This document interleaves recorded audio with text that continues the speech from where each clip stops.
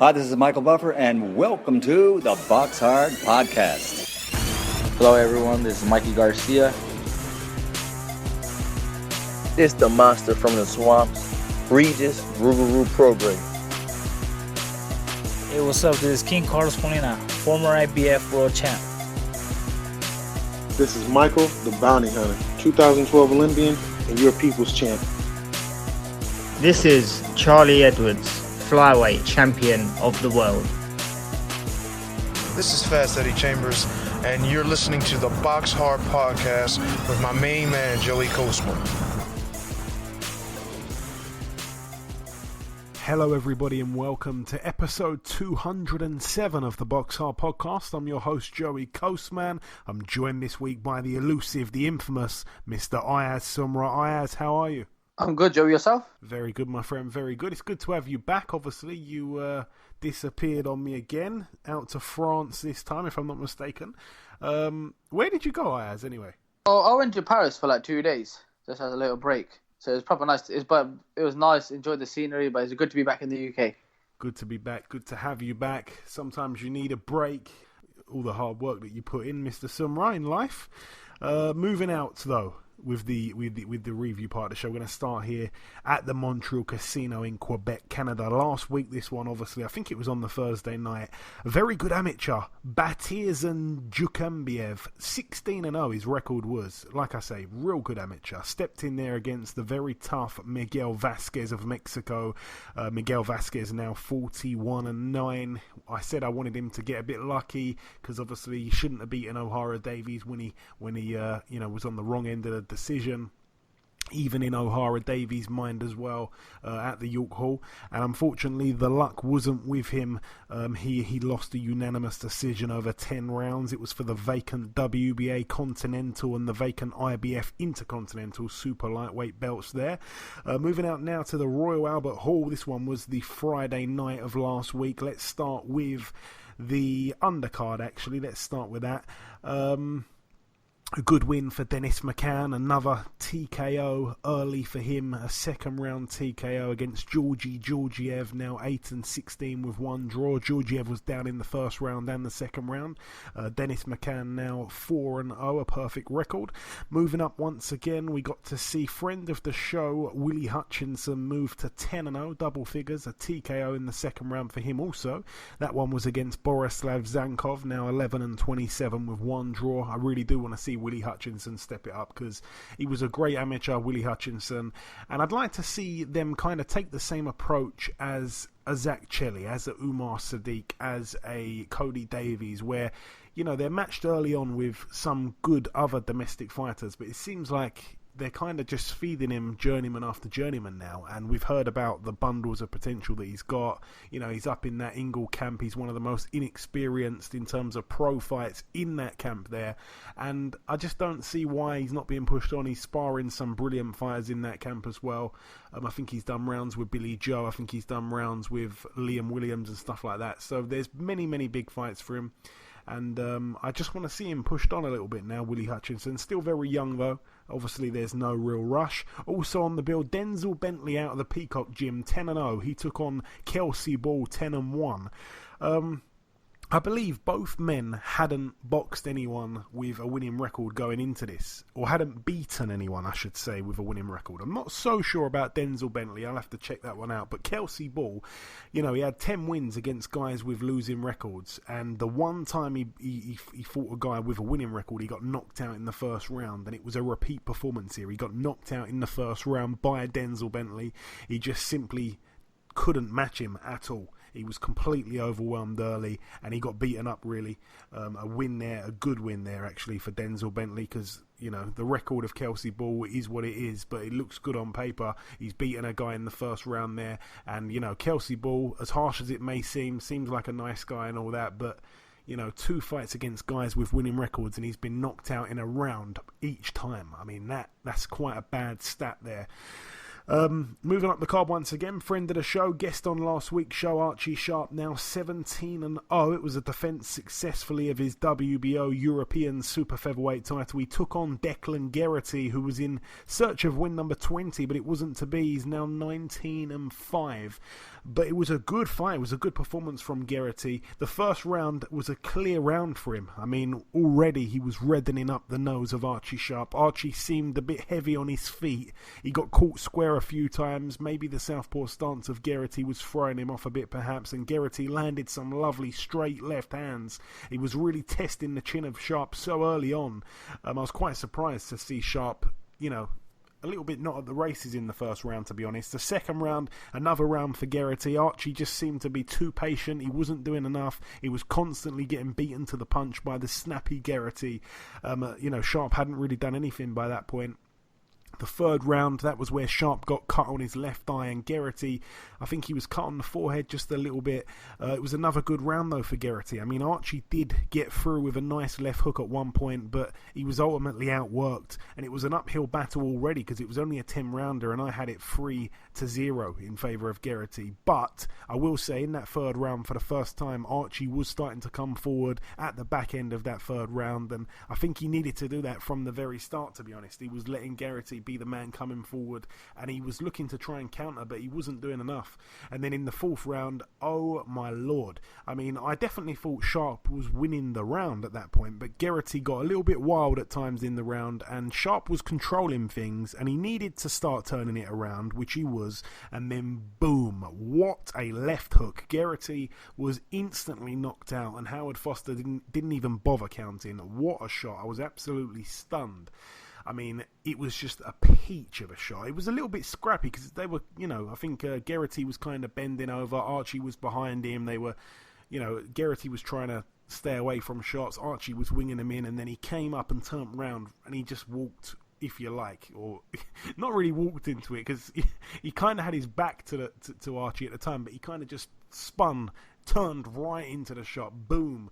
And it was night really for Geraghty, and you got to feel for him because he had such a bright start in that fight. But it is what it is in boxing. Sometimes the guys that are winning the fights get knocked out. Deontay Wilder, Tuba TJ said it on Twitter. So don't even let me steal what he said. He said it was like a Deontay Wilder kind of approach where he's losing the rounds and then he knocks the guy out. Yeah, very, very true.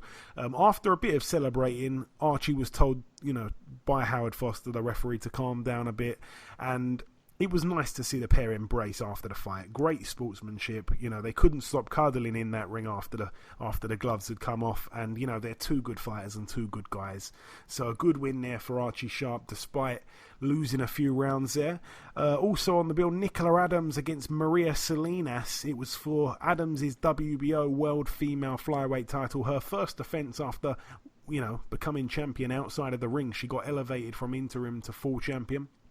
Her record now 5-0 still, but with one minor blemish. It's a draw, 10 2-minute rounds, split draw, and Maria Salinas now 21-7 with 4 draws. That was her 4th draw. She felt she'd done enough, and quite unbelievably, I was very shocked. Half of, more than half it seemed, of the people in attendance there at the Royal Albert Hall were booing. I mean, they felt like Salinas had done enough. They agreed with her that she had a point of winning that one. For me, I felt like, I didn't really score it. The 2-minute rounds, I actually find that they should be easier to score, but for me, they're a little bit more difficult, because, I don't know, it's kind of hard to explain, but I wasn't scoring it anyway. I've scored women's fights before. I wasn't scoring it, but I felt like Nicola probably did enough. I think the commentary was probably influencing me a bit. I trust Barry Jones to get it right. Again, Barry was on last week's show.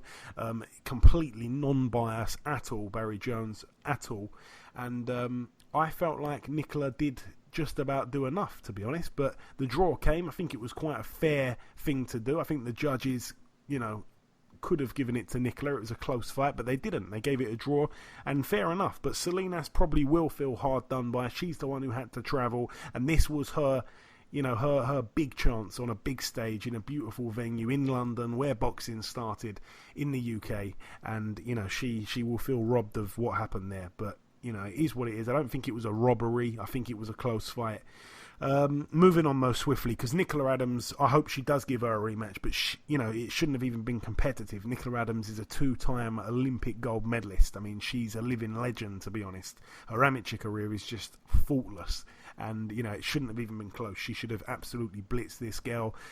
People were saying she didn't do the weight well this time round. I think she's had a few things going on outside of the ring. I think someone said her mother was sick. I think she had a relationship fall apart, all stuff like that.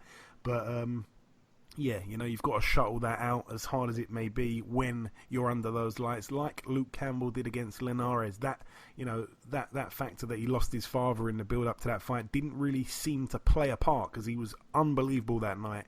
And I'd like to see a rematch, just to be fair. Give Salinas another chance. Daniel Dubois, though, 13-0, a knockout in the first round against Ebenezer Tete. 19-0 himself going in, now 19-1. It was for the vacant WBO International Heavyweight title and, of course, the vacant Commonwealth title. Tete down twice in that first round. Ayaz, I've flown through everything on this card here. If there's anything you want to say about any of the fights, including the Dubois fight, just talk to me. In Dubois, I think, to be fair, is the next big thing, obviously. I mean, what a knockout again. I mean, I think he's going to be a future world champion in the world. Yeah, you've said it before, and you've said it again there. Going into that fight, I mean, I did think it was another tough African guy, like Larty. They are tough. They are real tough and stubborn. But he got in there, and as the referee called them together just before the fight started, in the middle of the ring, to touch gloves and explain the basic rules and that on camera, the body language from Tete was awful. I mean, he didn't want to look Dubois in the eyes. He kept his head down. He very slowly walked back to his corner. He didn't have his gum shield in. The referee had to tell him that he'd forgotten it. And I just thought to myself, he's going to get done here. He's going to get done pretty quickly. And it was a one-round job. I mean, he was down twice. It was waved off when he got up. He was a tough guy, but obviously no match for young Daniel there.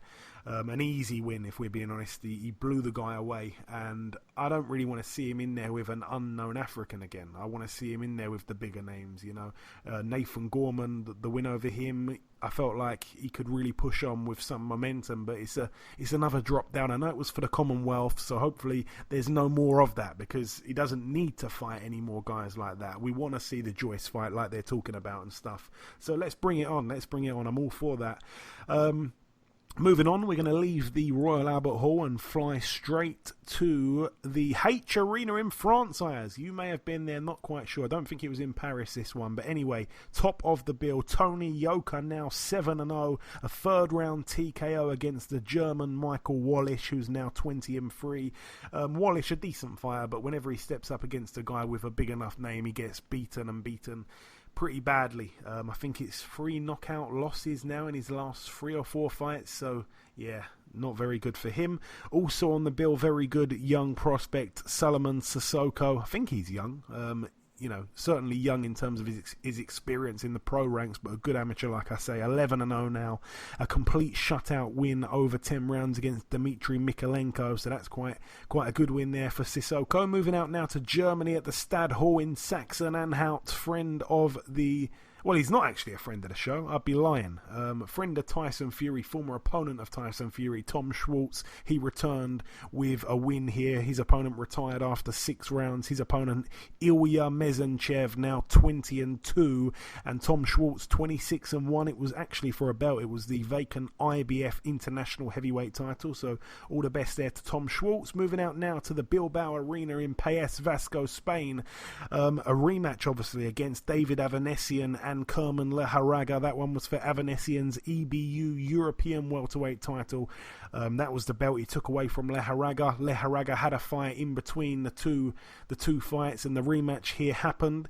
And I expected Avanesian to go out there and knock his man out like he did the first time, but I didn't see it coming as early as the first round, and that is what happened. Leharaga was down twice in the first round, a TKO in the very first round, so Avanesian now proves it wasn't no kind of fluke, and he proves again he's a brilliant fighter, Avanesi. I'm very, very underrated. I'm glad that Barry Jones brought up that point on last week's show. Very, very, very much a who needs him club type of fighter, but he's the EBU European champion, so there are going to be a few guys that need him if they want to progress. And interestingly, Josh Kelly obviously was set to fight him before, and then Josh Kelly had to pull out. I think it was on the day of the fight, or was it just after the weigh-in? I can't remember. And that fight didn't happen, but now he's actually been made mandatory for the EBU title, so that is a fight that will be ordered in the next few days or weeks, but very soon. So it'll be interesting to see if that fight does happen. That's it though for Spain. Moving out now to let's go here at the Eagles Community Arena in Newcastle, United Kingdom. Thomas Patrick Ward, again, fantastic fighter, now 28-0, a win against Yesna Talavera. I can't keep excusing Ward for these poor opponents. He was boxing a guy who'd lost his last 6 in a row, so it could have even been more than that, but I can see his last 6 fights he lost all 6, and it was a points win, a complete shutout win there for Thomas Patrick Ward. Not quite sure what he really gains from a win like that against a guy like that, but interestingly on the bill, friend of the show Andrew Selby, now 13-1. It was a points win over 8 rounds against Fadili Majiha, who, again, will feel very hard done by. Majiha now 24-14 with 4 draws. Andrew Selby, he'd boxed in Dubai not that long before that. I think it was it maybe 2 weeks earlier or something like that. So he didn't have all the time to prepare for this guy, but he was expected to win easy. It wasn't easy at all. He was down twice in the fight, Selby. Unbelievable. He was down in the first round, I think it was, and I think he was down in the 6th round. I think he was cut as well, but he scraped out a points win over 8 rounds, and a lot of people saying he was very, very, very, very lucky there to get that. Very lucky. So that's quite shocking for me. Andrew Selby is one of my favourite fighters to watch. He's a guy that, when he turned pro, I thought he is 100% going to be a world champion. And, obviously fouled when he boxed in that final eliminator. He didn't beat... what was the guy's name? Julio Cesar Martinez Aguilar. He didn't beat him. He come unstuck there in a fight he was winning. Altitude and stuff like that got in the way. Fair enough. But then he fights a guy like this who he's expected to just blow out, and it was a life and death fight. So I hope he hasn't just missed the bus or missed the train, if you like. What a fighter, and what a shame if he ends up not winning a world title. But let's not really go there. It is still early in his pro career. Like I say, it was only his 14th fight. Still got many, many fights to have if he wants them. Moving out now to the Staples Center in LA, California, USA. This one is the final bill to mention. Let's start with the undercard. A win in the very first round, a knockout there for Fabian Maidana, the brother of Marcos. He's now 17-1. The win came against Ramses Agaton, who's now 21-11 with 3 draws. Also on the bill, Robert the Ghost Guerrero, a win against Gerald Thomas, who was only 14-1 with 1 draw.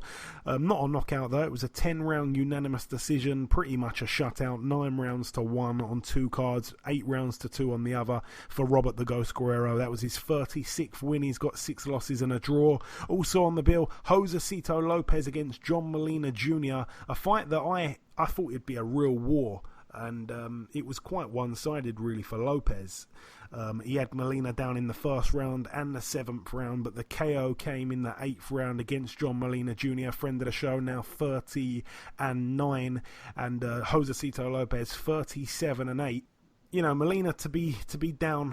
I said it was once in the first round. I think it was it was twice in the first round he was down. Yeah, and it was a massive right hand by Lopez for the first knockdown. I couldn't believe that John Molina got up, because watching the replay, the impact was incredible, and the second knockdown was actually a body shot. And I do have to say, it looked like John Molina wanted to get counted out. He stayed down. He really did stay down to the very, very last little second. And when he got up, the referee could have actually said 10 and counted it off. But he gave him a real chance. He said 9.5, and he let him carry on. And, Molina did have a couple moments where he would whip in, a big shot here and there. But he just had zero defence. He was so slow. It was like a drunk guy fighting in a car park. And, in the second round, it was another round for Lopez. He couldn't miss with the right hand. He would throw a 1-2 and he would land every single shot every time. I mean, Molina, obviously, he's got the chin of steel. And, he's a tough guy. He stood there as long as he physically could. And he would have tried to carry on if he could as well. He did start coming back into the fight in rounds 4, 5, 6, stuff like that. Molina's success did prove to be short-lived, though, and Lopez came on top once again. He managed to drop Molina, like I say, for the final time in the 7th round. And Molina got up, he got through the round. The doctor wanted to stop it. There was a bit of a debate. Molina was begging to carry on. They let him carry on. And then, when he did come out, the referee just ended up jumping in because Molina took a few clean shots without really landing anything meaningful. And, the referee saved him really for another day, or perhaps no other day. I don't really think he should carry on after that. So that's that one there. Mario Barrios against Batir Akhmedov for the vacant WBA Super or World Super Lightweight title, they call it. Very, very, very, very, very good fight there. Barrios, I felt, was really controlling things early on. Great patience and variety in his work. He was on the back foot a few times while Akhmedov was coming forward, putting the pressure on in that southpaw stance. And, he was feinting as well, which I like to see. Akhmedov, it was brilliant pressure, but Barrios wasn't worried, he wasn't uncomfortable. It was nice work from him. Like I say, controlling it early on. In the 4th round, Barrios hurt his man pretty early. The leg just buckled a little bit from Akhmedov. Barrios then went on the hunt. He applied some smart pressure. He didn't get desperate. He didn't overcommit. And he ended up making Akhmedov actually touch down. So it was a 10-8 round there in the 4th. Barrios then got on the front foot. That was a good sign. He started to control things even more. The pair engaged a few times in what was a real exciting round in that 4th round. My criticism of Barrios, though, is that he's got the willingness to exchange a bit too often. He gives the smaller man a big chance when he does that. And in that 4th round, like I said, there was a few times he could have just got himself in a bit of trouble there. Akhmedov started then to take over, the constant pressure from him. He managed to swing the momentum in his favour. Barrios started neglecting his jab. He ended up finding it hard to keep Akhmedov off of him, and that resulted in Barrios losing a few rounds on the spin. Round 9 particularly was a hard round to score. Barrios perhaps won the round, but I'm not sure if it was influenced by 1, Matthew Macklin saying it, and 2, Barrios having the best round he'd had for about 5 rounds, because, like I say, Akhmedov probably won round 5, 6, 7, and 8, and that 9th round was just a little bit hard to score. Round 10, again, Akhmedov came out straight away applying the pressure. He was outworking Barrios. He was smothering Barrios. Barrios clearly slowed down. He was feeling the pace. He seemed to be totally spent in the second half of the round, and Akhmedov was all over him like a rash, and Barrios had no answer, really, no energy. I've written here as well, it was such a shame to see a brilliant start to the fight all perhaps ending up being for nothing, because he was so badly under pressure. It looked like he could end up getting stopped, and the in-play betting was quite interesting looking at that. They assumed that Barrios was going to end up getting stopped. In the 12th round, the Sky commentary and myself had it totally level. It was all on the last round on my card and on Sky's card, and it was unbelievable because Barrios hit Akhmedov right on the button, and Akhmedov touched down once again, a round in which Akhmedov certainly was winning, and he'll absolutely kick himself, in my opinion, because for me, on my card at least, that let the whole thing flip round. Barrios literally, for me anyway, won the fight on that one punch, and I felt like Barrios especially will learn so much from that. He was more experienced as a pro, but Akhmedov had that insane amateur experience which Barrios didn't have, and I was surprised Barrios was actually the favourite going into it, to be honest, and throughout it as well.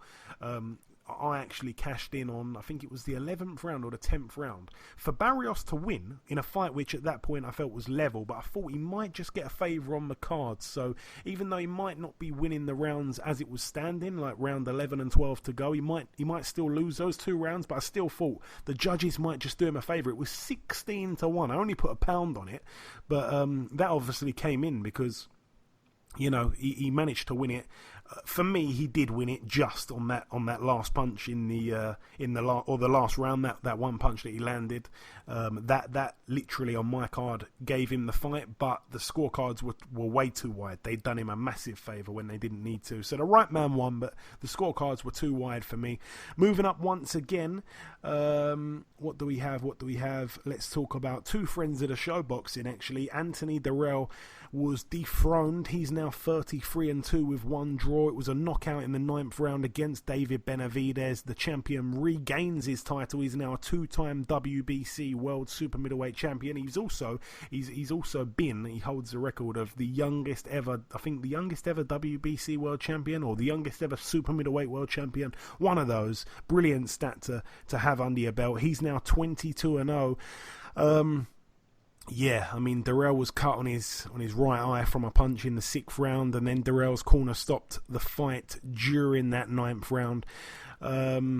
Yeah, I mean, Benavidez wasn't respecting Dirrell's power at all. He was laughing at him. Dirrell wasn't really falling for the mind game, so credit to that. I actually felt he boxed pretty well at the start of the fight, Dirrell.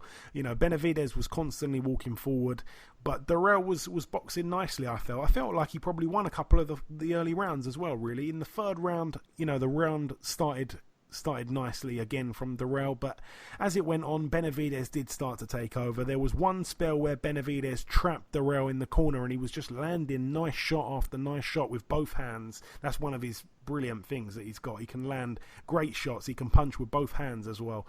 And, you know, Dirrell did try and tuck up and counter each time, but Benavidez would take half a step back and make him miss and then land another shot. It was a beautiful, beautiful little few seconds there of boxing from Benavidez. Dirrell, like I say, wasn't really boxing badly. He was boxing intelligently. He wasn't getting the credit, I felt, from the commentary team. I felt like he did win a handful of those early rounds. Round 5 was a brilliant round for Benavidez. It's really where he started to take over. Like I say, in the 6th round, that was where we saw the cut on Dirrell's eye, just above his... I think it was on his eyelid, just above his eyeball, and it was a bad cut. You know, he bravely carried on after a couple of inspections from the doctor, and yeah, the corner did end up stopping the fight when Benavidez was starting to swarm Dirrell, and Dirrell just wasn't firing back. So a good stoppage at the right time. He showed courage, which we don't always say for the Dirrells, if I'm being completely honest. You know, they've had their tendencies to you know, find ways out of fights and stuff like that, but without being critical, good performance from him until the cut happened. And you know, Benavidez, I think, was always going to win that fight. I was surprised it actually went 9 rounds. There was a few times where Benavidez didn't impress everyone. I think Caleb Plant tweeted out a few things. I'd love to see that fight. I want to see the unifications now. I think David Benavidez does also, because he told me that he wants the unifications when we had him on a while back. But yeah, moving up now to the main event, and this one was a fantastic fight. The final fight to mention of the review part ended up being a split decision win over 12 rounds in favour of Errol Spence, still undefeated, 26-0. It was for his IBF World Welterweight title and Sean Porter's WBC World Welterweight title. The scorecards, 116-111 twice for Errol Spence and 115-112 for Sean Porter. Sean Porter's record now 30-3 with one draw. The first round, I actually missed. Enzo Macronelli said that Porter won the round, so I thought, okay, I just gave him that round on that. So my scorecard, I did have it in the end to Spence, but I'll get onto it.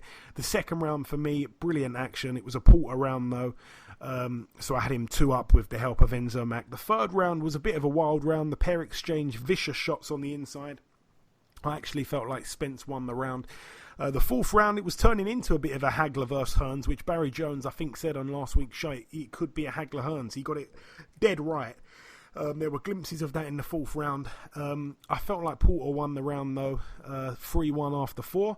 I was starting to think, is Porter exposing Spence? I mean, I'd said it many times. It was the first proper challenging welterweight fight that Spence had.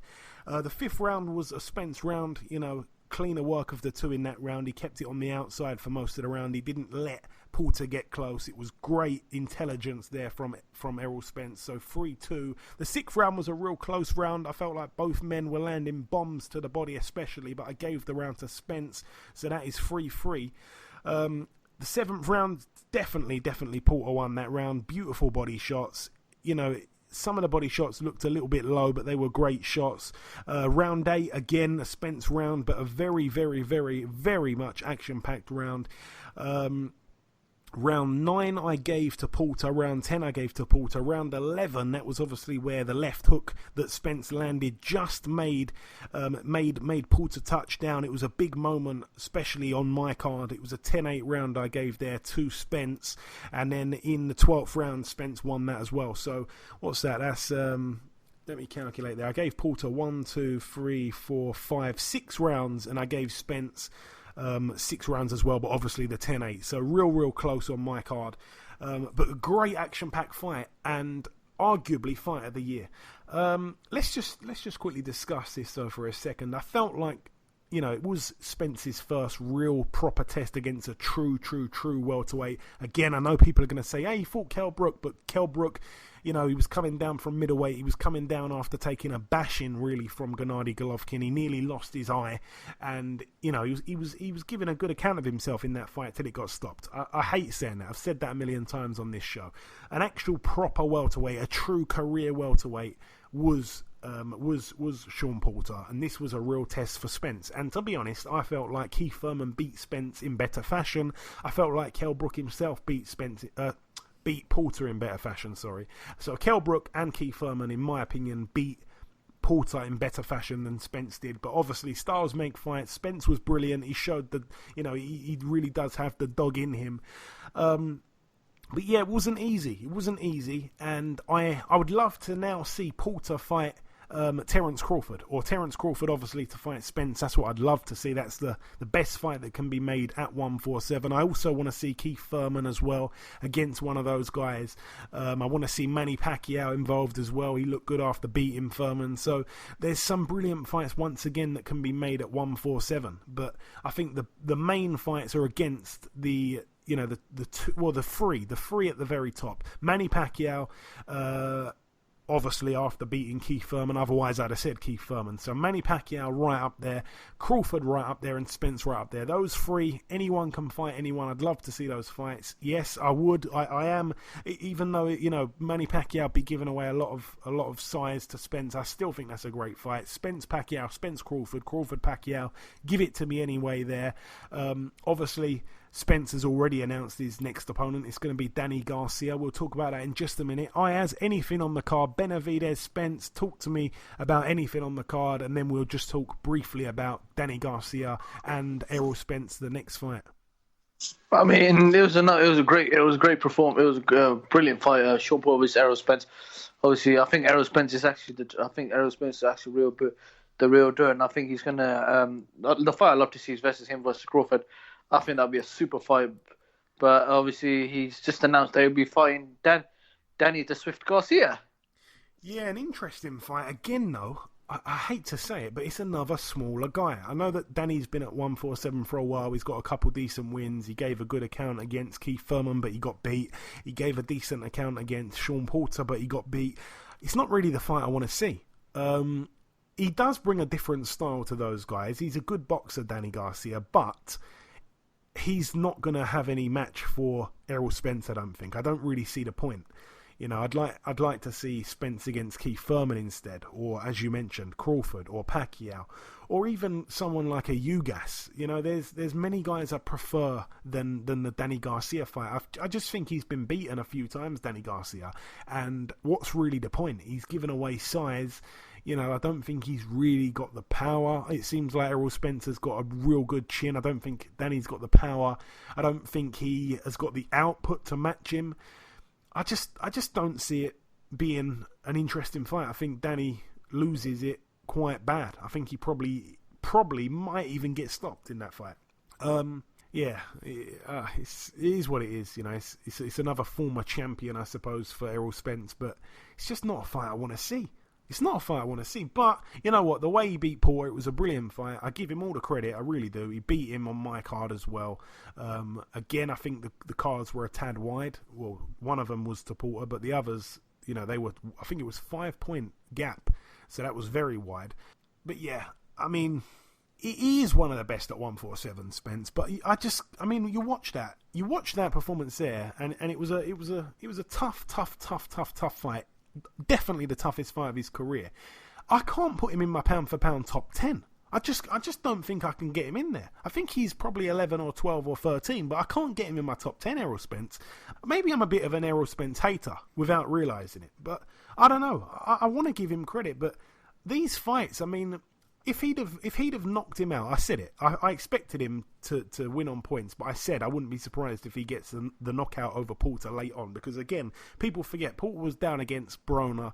You know, Porter was he down against Ugas even? I can't remember. But you know, Errol Spence is a big puncher. He's huge for the weight. Again, the size was apparent once again in all of his fights. The size is apparent. Spence, he's so massive, and he fights all these shorter guys, but he wasn't really able to hurt Porter at any point. And because it was such a rough and tumble fight, he didn't beat him unbelievably well. So I don't think he is in my top 10 pound for pound. Sean Porter's nowhere near my top 10 or top 40 pound for pound. So if it was such a close fight, how can you put him up there?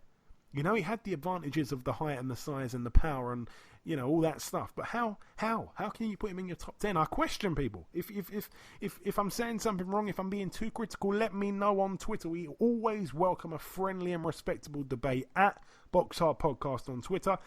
That is about everything, though, for the review part of the show. Just before we wrap it up, the final thing to do is to welcome our very first guest. Ladies and gentlemen, please welcome the reigning WBO Super-Featherweight World Champion. It is, of course, Mr. Jamel Herring. Jamel, my man, welcome back on the show. Hey, it always good to be back, man. Always good to speak with you, brother. Same to you, my friend. Same to you. We last spoke back in May. It was right after the win, obviously, over Ito, a fight I don't think I'll ever forget. In the meantime, I feel like, you know, not only yourself, also your fans have had to be pretty patient. We've had to kind of wait a little while to find out what your next move would be. I think you were waiting as well. It hasn't been that long, to be honest, but I want to ask, has it sunk in yet, Jamel? Do you feel like a world champion now? Are you getting that well-deserved recognition finally? Yeah, I definitely feel like I'm getting that recognition, and more importantly, the respect aspect. But I'm still hungry. You know, I still want more. I still want to accomplish more, obviously, in my career. Absolutely. And you seemed like you wanted to try and land a unification fight rather than a mandatory or a voluntary defense of your title. Obviously, the man you seemed to be chasing for a while was Miguel Berchelt. Why did you want him of all people, though, Jamel? Because some would say he's probably the best fighter at super featherweight, and you'd have been a big underdog in that fight, all in what would have been just your first defense straight away. And that's the whole purpose of it. I wanted to be basically, you know, if I was going to be a world champion, I wanted to obviously shoot for the number one spot, at least in my division. And obviously, Miguel Berchelt holds that number one spot on a lot of people's, you know, on rankings. If you look at, you know, ESPN's ranking, Ring Magazine has him as number one. So that was basically the main reason why, you know, I wanted to go for that title, because, you know, I've been an underdog plenty of times. You've seen that even the last fight with Ito, but, you know, I wanted to showcase that I'm not a champion that just wants to hold on to a belt. You know, I'm willing to go out there and risk it all, and just to you know, and continue to push myself to compete with the best out there. Yeah, for sure. I thought you might say that, to be honest, but obviously the fight didn't come to fruition. You've now been ordered to face your mandatory. Jamel, your mandatory is the undefeated Lamont Roach Jr. What do you know about your man here? Actually, I've known Lamont for well over a decade. We sparred a few times in the past, so like I said, I'm very familiar with his style. And I used to train out there in the area, in the DC area, when I was with Mike Stanford and Adrian Broner camp a few years back. So I'm very familiar with my opponent. And I'm actually you know, motivated and looking forward to this fight. And obviously Roach has got a pretty good amateur career. You know, he's a young guy, but very seasoned, you know, for being a young guy, obviously with that amateur experience. He's obviously undefeated as a pro, like I say. This kind of fight gives me the feeling that this will be two good boxers going at it. It won't necessarily be a boxer and a puncher like times in that Ito fight. This will more likely be skill against skill. Am I right there? Yeah, and it's sort of an aspect. I actually plan on, doing a few different things with this fight. Like I said, I want to, obviously, of course, I'm a natural boxer, but, I want to also, test myself and work on some other things as well. So that's why I've been, preparing for this camp in a different manner than the last camp with Ito. And just to remind people, the fight takes place on November 9th in Fresno, California. Ticket prices start as low as just $29. And also, This is something I read online, Jamel. Confirm if this is correct. If you're a veteran or actively working in the armed forces in the States, then Jamel Herring will give you up to 4 tickets for free for you and your family. Am I right in saying that? Oh yeah, like this is like basically like a gift, to the public. We want to give back, especially to our armed forces, veterans, active duty men and women. We just want people to come out and have a good time. We're not focused so much on, trying to make a quick buck. We want to get people out there and just to have a good time. If at least for at least one night, people can come together and just enjoy what's taking place in front of them. That's a fantastic thing, man. I really hope the place fills up and there's lots and lots of, Marines and stuff like there always is, to be honest, for your fights, Jamel. But that's a lovely thing there that you've done. Right. I'm sure that you happen to watch ESPN Plus on Friday night. If so, did you get to see Archie Sharp against Declan Geraghty? If so, what did you make of it, Jamel? Yeah, I got to watch it. Actually, it's funny. Like as soon as I actually clicked on the app, his fight happened to pop up. I actually got lost track of the whole fight we scheduled because I'm in training camp, so I actually surprised that to catch a good a card that night. But I caught the fight, and he like I said he finished well. I'll give him that. I can't take nothing from him. He finished. He did what he had to do. He got the W. You can't diminish that, and he did it in a spectacular fashion. It was only maybe a few things that I picked up that that he could have probably did a lot better in between from the beginning of the fight to the time he got the knockout. But overall, like I said, I'm not here to bash anybody. Like I said, the guy got the win, and is basically is on to bigger and better things. Yeah, absolutely. I think he didn't start the fight well. He probably lost every round, to be honest, until that shot. Yeah, and that's I think it's just a lot of too much waiting, too much waiting. He gave his opponent a little too much confidence, but like I said, in the end, he got the job done. That's all that matters. But there's still a lot to improve on and to work on in the future. But like I said, a W is a W at the end of the day. Yeah, I think that's a fair comment. And also, I'm sure you must have tuned in Spence against Porter the other night. One of the best fights I've seen in a long, long time. What did you make of it? I know you must have watched it, Jamel. Oh yeah, of course. Like I said, I couldn't miss that. Errol was, one of my Olympic teammates from 2012 U.S. team, and I've known Sean and his father for well over many years now as well. So I mean, it was a great fight. You could probably, argue says probably one, it could be a good candidate for a fight of the year, depending, how the rest of the year goes. But it definitely was, eye-opening to a lot of people. But I actually, I've been saying this for a long time that I felt that Errol would get the win, but I knew it wouldn't come easy. And sure enough, Sean didn't make it an easy fight, and it didn't go from a ugly fight. It was actually, a real tactical, toe-to-toe action, brawl. It was a brilliant fight, and you're right when you say that. I mean, talking of fight of the year, I mean, it's right up there. It probably is. Well, it's probably second, actually, behind Ito Herring. I still need a dance partner that's gonna really, really push me like that. But I definitely will put it. That's definitely one of the best fights that I've seen this year so far. Yeah, me too. I want to ask you this question. I'm going to be quite tricky the way I ask it here. How would your gym mate Terence Crawford get on with Porter? Because I know that you're good friends with Spence. You're good friends with Crawford. They're both your guys. So you probably won't tell me who wins if they fought each other. You're going to probably sit on the fence. So I'm going to be smart and say, would Crawford have an easier time with Porter than Spence had? I mean, I'll be honest and say I don't think anybody has an easier time with Sean Porter, especially if you look at it. Sean Porter is the type of fighter that basically he comes to bring his best when his back is against the wall and people are counting him out. Because if you look at the Ugas fight, a lot of people maybe have felt that Ugas had won that fight and Sean had, a down, bad performance that night, But when the odds were up against him, and it was time for him to step up to the plate, he really stepped it up in his whole game, and people aren't talking about how he looked in the Ugas fight. You know what I mean? So I really can't say that, even if Bud was in there with him, that it'll be, easier. But I'm pretty sure, like, he would approach it a lot different. But at the end of the day, Sean Porter brings his best against A-level opposition out there. Yeah, fair comment. Again, I don't think anyone has ever looked sensational against him. He's so hard to look good against. I think the only man that I actually said that got the best of him, and he actually made me become a fan, was Kell Brook. Kell Brook boxed the perfect, in my opinion, a perfect fight against Sean. At the time, Kell was basically unknown in the States.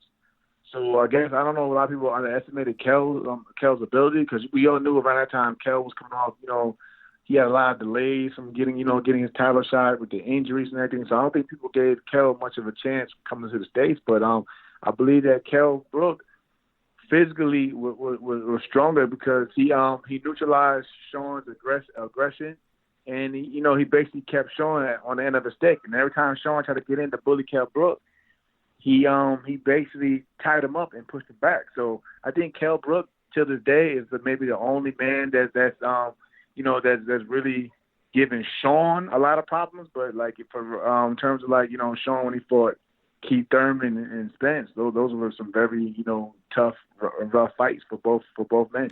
Yeah, very true. And finally, Jamel, just want to throw it over to you as always. If you've got any closing words to our listeners just before we let you go, just send a message. Like I said, man, I love the, everything that's going on that side of the, that side of the world. Like I said, the UK fans have always showed me a love of sport, so I would never go out there and disrespect that fan base.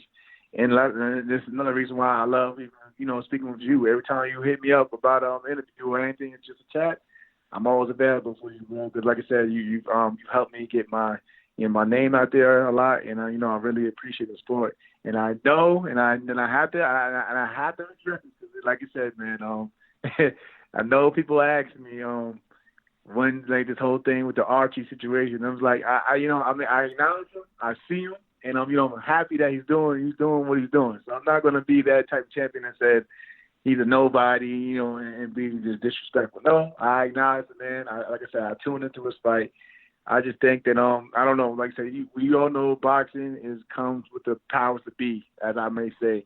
So, like I said, I could see that fight happening in the future. Don't get me wrong, but like I said, to give you a good gem, I think on my end, I believe after, if all goes well, at least with the title defense in November, I know that Carl Frampton was a name that was brought to my attention as well, and that potentially could happen on St. Patrick's Day out here in the States in 2020.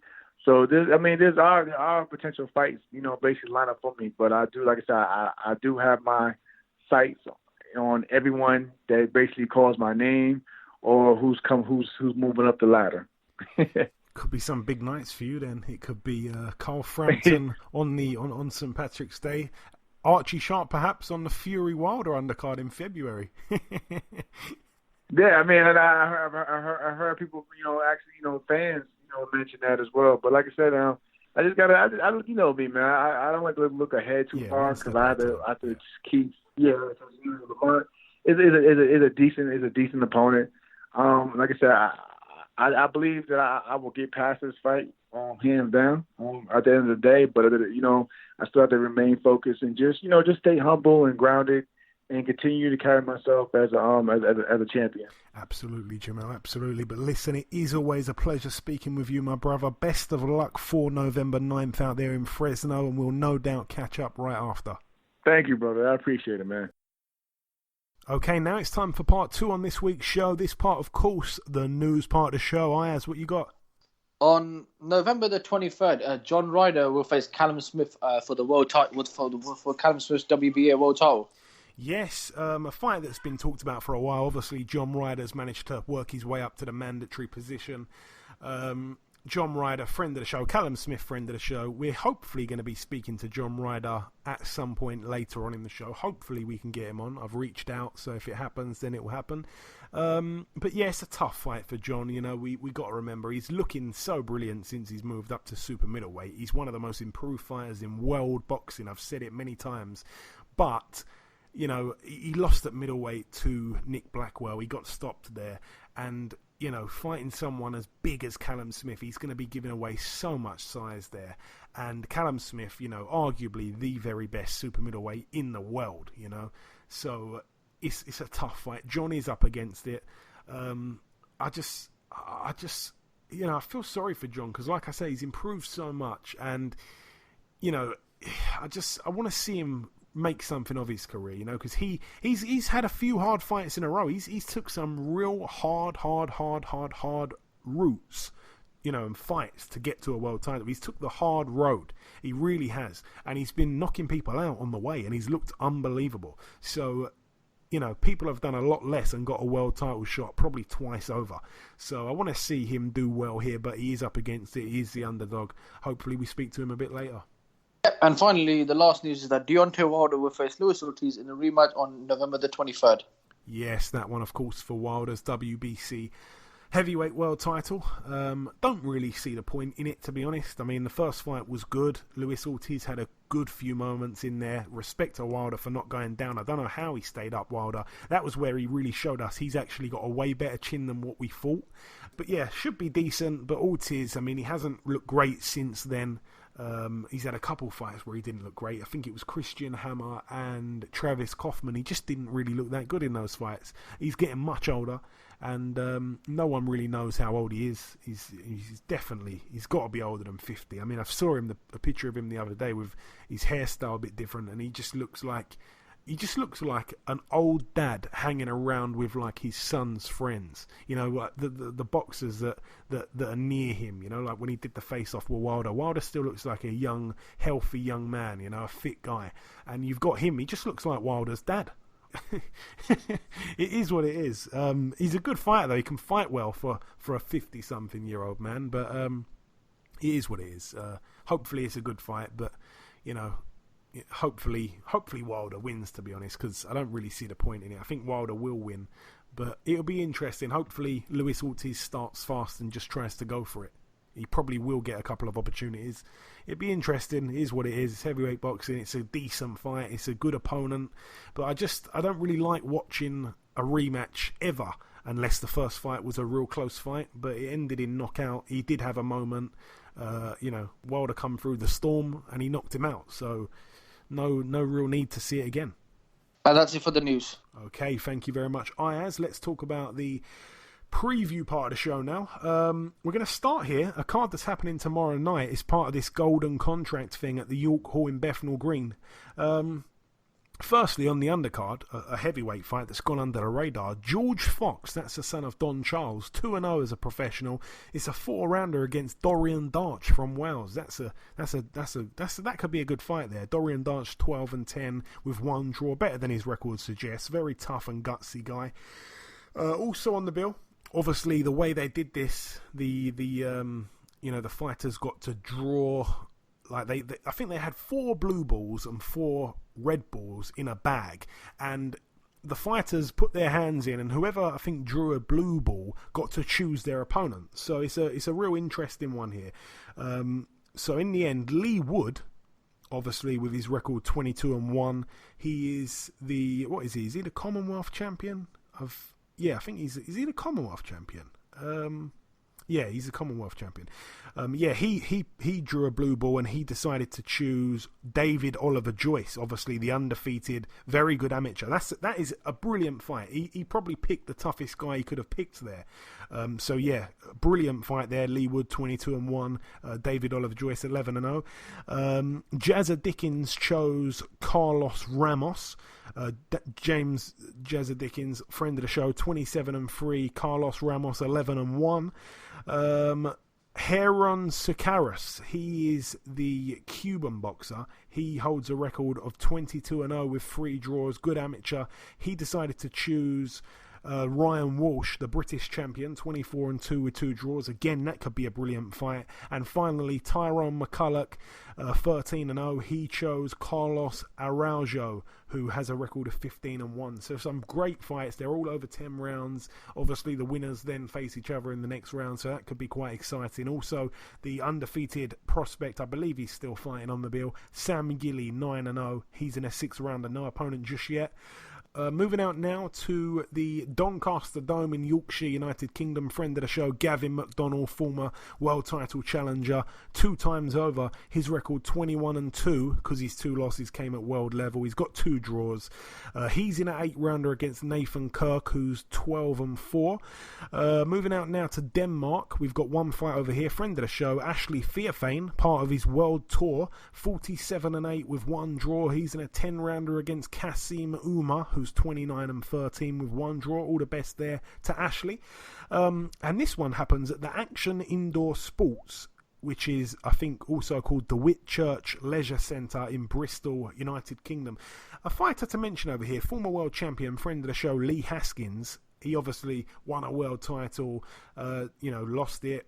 He lost it to Ryan Bennett, didn't he? Decided to retire. Then he made a return to boxing. This will be his 40th fight. And it's a special one. It's an 8-rounder against Jordan Rodriguez, who's 8-4 with 2 draws. That's not the special part of it, not because he's boxing Jordan Rodriguez, but the special part is that Lee Haskins' very own son, Anton Haskins, is making his debut on the same card. So that's quite a bit of history making there. So all the best there to Lee Haskins and his son Anton. Anton Haskins, 4 rounds against Ibra Riaz, a journeyman with a record of 6 wins, 168 losses and 4 draws. I've got nothing against that. That's a cool little thing there. It reminds me a little bit of Oliver McCall and his son boxing on the same cards. Didn't Shane Mosley and his son do it as well?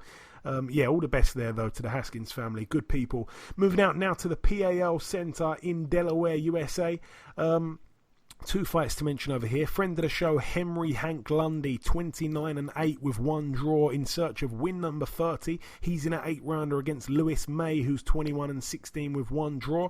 Also on the bill, China's Fan Long Meng. That's the guy that beat Frank Buglioni, and then I think Frank Buglioni retired right after that. It was on a Monaco card. Fan Long Meng now 15-0. He's in an 8-rounder against Gilberto Rubio, who's 9-8. Moving out now to the Dort Federal Event Center in Michigan, USA. This one's in Flint, of course. It is the home of the legend, really, of the ladies' side of the sport. Clarissa Shields looking for win number 10. It's for the vacant WBO and vacant WBC Diamond Super Welterweight Female World titles. She takes on Ivana Habazin, who's 20-3. This one, by the way, is actually being shown on Box Nation, so you might want to tune into that if you're still subscribing to Box Nation. It's on Box Nation, that one, the Clarissa Shields card, but there is one bad thing: it clashes with the Golovkin card, so you may not want to watch it live. Also on that card, very good prospect, Jerome Ennis, 23-0, brilliant fighter. He's looking like one to watch for the future. That's a 10-rounder. He's in against Damian Fernandez, 12-1. And finally, the MSG New York, USA, almost the adopted home of Gennady Golovkin, 39-1 Golovkin with 1 draw. He's searching for win number 40 here against the very good Sergei Derevianchenko, 13-1. Of course, Ayaz, the 1 loss came to Daniel Jacobs. It's for the vacant IBF and vacant IBO world middleweight titles. Talk to me and give me your prediction. Brilliant fight. Oh yeah, definitely brilliant fight. It's going to to be fair, I think it's going to be a Golovkin win, and I think it's going to do very well. If I'm going to go with a win, I'm going to go with Golovkin to win by a knockout. Yeah, I mean, it's hard to look past that. You know, he's got 35 KO wins from 39 wins. You know, he's only won on points 4 times. Obviously, the two fights with Canelo, they don't count in that because that was a loss and a draw. But sensational fighter Golovkin. Looks like he may have lost it just a touch. You know, against Steve Rolls. Steve Rolls had a couple decent moments in that fight until he got knocked out, but Golovkin didn't really respect his power. Here, I think we will see a very motivated Golovkin because Derevianchenko, I should say, was a real good amateur. You know, he's been around the block, definitely. He really was seasoned as an amateur. And, you know, against Jacobs, he had some brilliant moments. And I actually felt like that fight was a hell of a lot closer than what most people saw it. I mean, it was a split decision, so it was close. You know, one guy gave it to him, but I can't remember how I scored that. I remember having that real close. It might have been a draw on my card, or I might have just given it to Derevianchenko. Can't remember now, but I remember it's just in the back of my mind that was a super duper close fight on my card, and I felt like, you know, I felt a bit sorry actually for Derevianchenko. So this is a brilliant fight. You know, for those that don't know, I've seen a few people on Twitter saying things like, this guy is another bum for Golovkin to look good against. That is just absolute stupidity to even say that. So it should be a brilliant fight, but yeah, you know, Golovkin as a professional, his style is so suited to the pros. It's beautiful. You know, obviously he had a real extensive amateur career as well, so I think the edge is definitely with Golovkin. Be interesting to see what the bookmakers make of it in terms of the odds and stuff, but it's a super fight. You know, Derevianchenko, even though he's got that one loss, you know, he's only got 13 wins. He's such a brilliant fighter, so this could be real interesting. And do you know what? I'm interested to see what the price will be for an upset win, because I wouldn't write that off. You know, I can't write Derevianchenko off. He's a talent himself. Also on that bill, Ivan Baranchyk, 19-1, former world champion. He's in a 10-rounder against Gabriel Bracero.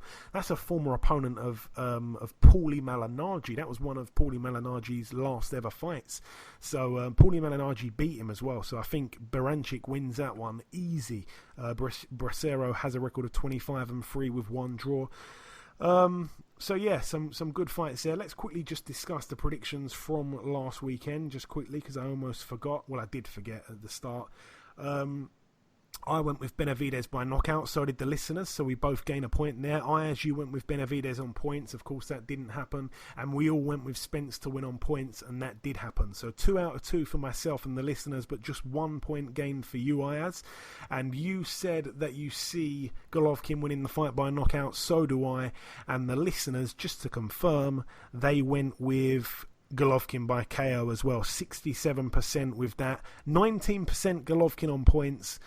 Just very low percentages for Derevianchenko, 8% by KO and 6% on points. So, yeah, I think it's going to be a much closer fight than that. It's going to be very competitive, I feel, but I think Golovkin probably gets the knockout in the later part of the fight for me. Very interesting stuff, though. Definitely don't miss it. And remember, if you don't want to watch that, you can always watch Clarissa Shields on Box Nation, friend of the show. I'll be watching both somehow, by some way. But that is everything for the preview part of the show. Just before we wrap up, there is one last thing to do, of course, and that is to welcome our second and final guest. Ladies and gentlemen, please welcome the Islington icon, Mr. John Ryder. John, welcome back on the show. Thank you for having me. I like the icon bit. I think we could get a little collaboration with D-Squared there, maybe. Well, yeah. I mean, I've been announcing you as that for quite a while. That's what I always call you. I'm trademarking it anyway, so I'm not sure if you can use it. That's it. So, John, we last spoke back in May. It was just after, obviously, the Akawi win. There was quite a gap after that win up until your next move was announced. I think you were kind of waiting around a little bit yourself, not really knowing what was going on. Was it a bit of a frustrating period at all, John? It was, yeah. I mean, it's coming off a career best win in Vegas, and then you sat around for months, sitting around scratching, you know, I mean, not knowing what's next, and just become a bit disillusioned with it, especially after such a good win. Yeah, absolutely. And again, there was talks of you and Eubank Jr. possibly getting it on. How close was that to actually happening, John, or was it just rumours? No, it was. I believe it was definitely agreed on my part. I believe it was agreed on his part, but I just don't think ITV could secure a date for it. Okay. And obviously, your next fight has now been announced. You'll finally get your world title shot. It's set for November 23rd. If anyone deserves a world title shot, it's you, John. You know, you've had a long, hard road to the title. You're finally now knocking at the door. How pleased are you to be this close to becoming a world champion, firstly? I'm over the moon. You know what I mean? This hasn't been gifted. I've earned this. I deserve this shot. And it's a shot I believe I'm going to win. And people will say shock the world. I'm going to go for a bit of a Nate Diaz and say I'm not surprised. I mean, I've worked hard for this. This is years and years of graft and upset and sadness. You know what I mean, all coming into this fight. And, you always hoped that you'd box the winner of Groves against Smith, even though you've had to wait over a year. You are finally fighting the winner of that fight. It's no secret that the size advantage is firmly with Callum. I'm guessing, John, that the idea here is to try and get on the chest of Smith, to try and put him under real pressure, to try and test that chin as well. Yeah, it is. Smith's won their fight, so he's good all rounder. You think because he's so big that he's no good up close, but he's got all the tricks in the book, mate. He's good. He can work to the body. He can work to the end. He's such long levers. He works well up close. So listen, I know what I'm up against. I know what a tough night I'm in for, but I just believe timing is everything in this sport, and I believe the timing is no better for me to become a world champion. Yeah, the momentum that you've got is just unbelievable. Like I say, you've just wow. Since you've moved up in weight, I can't even really speak on it. It's the best improvement I've seen in world boxing. I've said it time and time again on this show, John. How do you see the fight actually playing out, though? Do you see the fight going into the second half of things, or do you not really envision that far? Yeah, I do, because I believe that he's world champion for a reason. Do you know what I mean? He's not going to beat a nobody for the title. He's going to beat George Groves. Do you know what I mean? A good champion, and he's a good fighter. He's rarely put a foot wrong in his career so far, so he's not just going to go and lay down. It's going to be a tough night's work. And this might sound like a strange question, but do you class yourself as an underachiever, John, or an overachiever? Because maybe it's best to ask this question after the fight, but, obviously struggling at British title level at middleweight, to think that you've gone on now to challenge for a world title after moving up in weight, to think of that back then would have just been crazy. And not to mention the list of wins that you've racked up over the past couple of years. Are you an underachiever? Are you an overachiever? Where do you see it? Or is it too early to really answer the question? No, I think I've massively underachieved so far. I should have been outright British champion at middleweight, and just things didn't go my way. I had a tight loss to Billy Joe Saunders. Just done the weight wrong for the Nick Blackwell fight. Didn't go my way. And then the attempt at super-middleweight, which I believe I won. Do you know what I mean? So it's one of the things that we take the rough with a smooth, and who would have thought now, 2 years down the line from the Rocky Fielding defeat, that I'm in line to fight for the Ring Magazine title.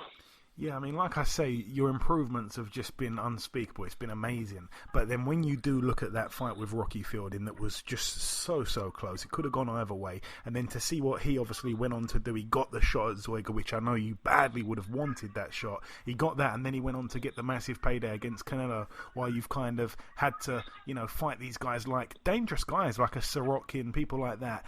Hard fights, but you haven't really had the credit. And I'm pleased for you, because like I say, you've got that momentum. You're going into this fight, and the timing is right. You, I feel, are in your prime right now. Am I right in saying that, John? Yeah, and the gutting thing is, I did get offered the Zoiga fight, but just the terms weren't right, and I would have been, having beaten him, I'd have been locked into a contract with the Salams. I don't believe that the Canelo fight would have come off for me, whereas I wasn't signed to promote at the time. So that didn't work out. But listen, everything happens for a reason in this sport, and I believe that I'm in a much better position now, and mentally and physically, that this is the time is right now for me to go and become world champion. Absolutely. And I want to ask, did you get to see David Benavidez recapture his title on the weekend against Dirrell at all? I've seen bits and bobs of it. I just feel like Dirrell went into a bit of a shell once he got that cut. I know it was a nasty cut, but I think that's what you see with the Dirrell brothers. They when the chips are down, they kind of start looking.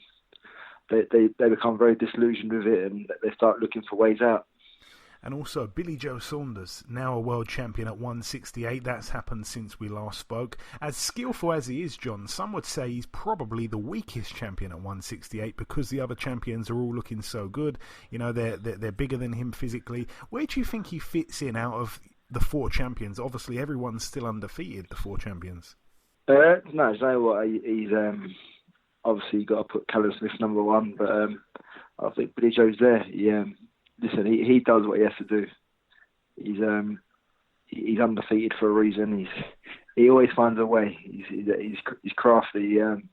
He's sometimes guilty of just doing enough to win, but listen, his enough is always more than what the opponent's giving. So he's doing something right. And I believe back under Dominic Ingle now, I think you see the best of Billy Joe Saunders. We shall wait and see. Many, many, many brilliant fights at super middleweight to be made, yourself included in that mix for sure. And finally, the last real question for you, John. I'm asking this to everybody at the minute. AJ Ruiz, a huge shock on June the 1st. The rematch happens in December in Saudi. How do you see the fight playing out, in all honesty? I just think AJ's going to recapture what was his. I don't believe he was truthfully right on that show, and I know he said everything went to plan and went right for him, but I just don't believe he looked himself walking into the ring. So it'll be interesting to see. I think he'll get him out there pretty comfortably. I think he might box a lot differently, but I think he's going to become a two-time world champion and recapture it. Hopefully, fingers crossed for him. And finally, John, any closing words at all to our listeners before we let you go, my friend? No, just thank you for the support. Always backing me all the way, and I think you're in for a treat November 23rd, and watch me do my thing. Absolutely cannot wait. Listen, John, I want to thank you so much for giving me some of your time this week. Best of luck for November 23rd, and we'll certainly catch up sometime after the fight. Definitely. Thanks for having me on again. I appreciate it that we get it out there. Okay, and this wraps up episode 207 of the BoxHard Podcast. I've been your host, Joey Coastman. Ayaz Sumra has been Ayaz Sumra. A massive thank you to our two guests on this week's show, the reigning WBO Super-Featherweight World Champion Jamel Herring and the man that will be challenging for the WBA Super-Middleweight World title, John Ryder. Like I say, thank you so much to both guys for taking part in this week's show. I wish both men the very best of luck in their world title fights in November. A massive thank you to you also for listening to this week's show. That is to all of our listeners. The prediction league currently stands at myself in the lead on 17 points. Ayaz is on 11 points and you, the listeners, are on 10. Enjoy your weekends, people. Remember, if you get a chance to leave us a review, please do it. The reviews on iTunes mean a great deal. Remember to tell a friend, to tell a friend, to tell a friend. Stay safe, everyone, over the weekend. Enjoy the boxing, enjoy the action, and we shall see you all again next week.